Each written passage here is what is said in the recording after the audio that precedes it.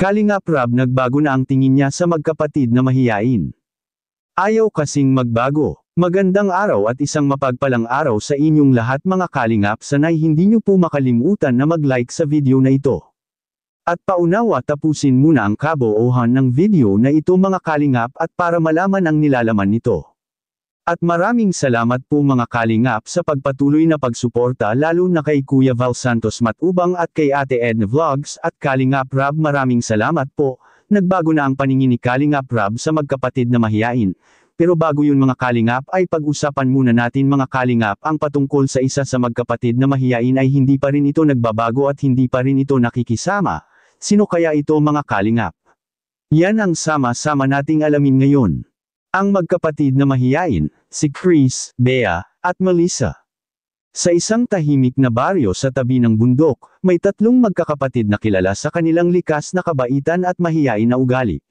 Sina Chris, Bea, at Melissa ay lumaki sa isang simpleng tahanan kung saan ang pagmamahal sa pamilya ang pinakamahalaga.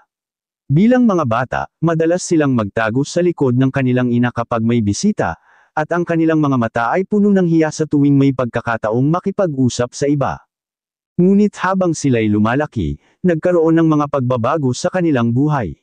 Si Chris, ang panganay, ay nagsimulang makaramdam ng matinding takot at insecurities dahil sa mga hindi kanais-nais na karanasan sa kanilang komunidad. Si Bea naman, ang pangalawa, ay nagsikap na maging mas bukas at masaya upang matulungan ang kanyang mga kapatid na makalimot sa mga masasakit na alaala.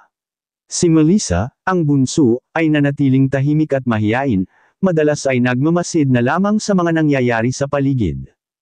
Isang araw, nagkaroon ng isang malaking salo-salo sa kanilang baryo. Si Bea ay masigasig na nagplano at nag-organisa ng mga aktibidad upang masaya ang lahat.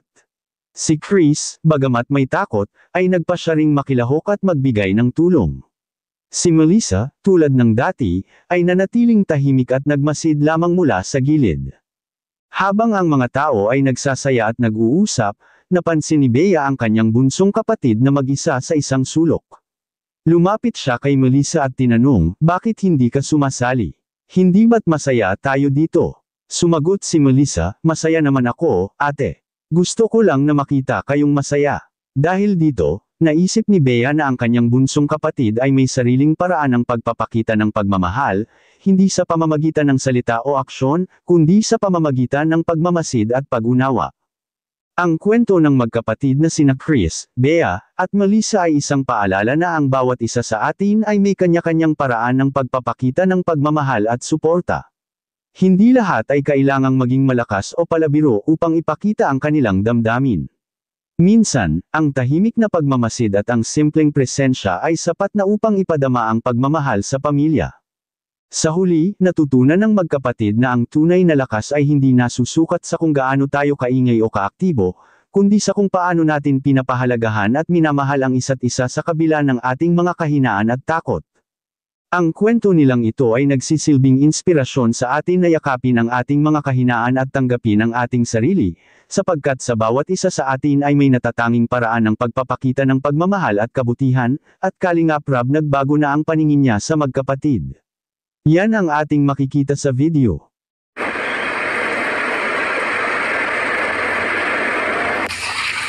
Ito yung mga kalingap, silang tatlo. Okay naman po eh. Silang tatlo eh.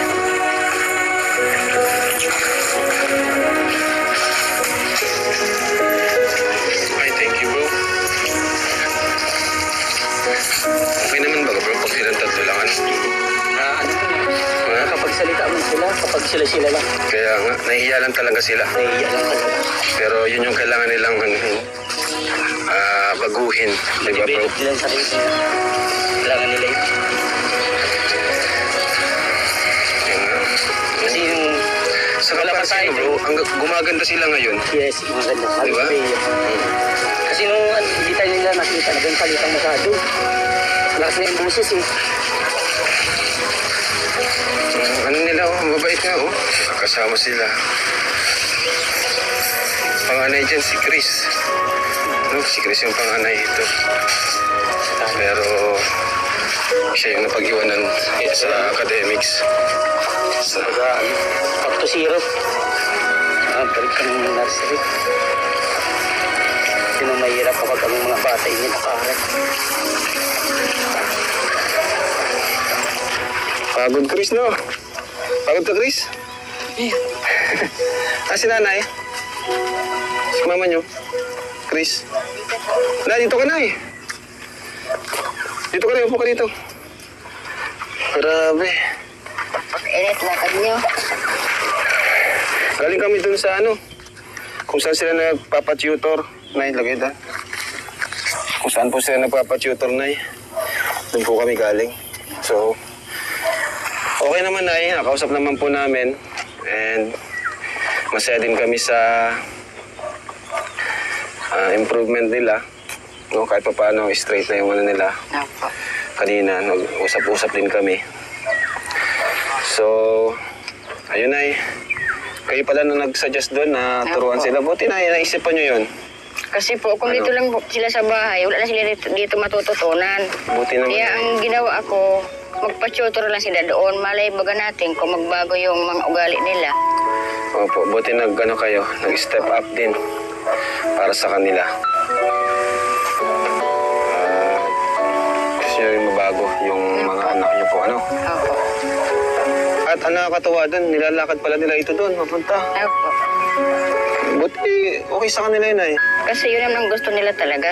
Gusto naman, ibig sabihin masaya din sila sa ginagawa nila, hindi sila napipilitan. Ang galing, ano? Ano na yan, malaking ano yan.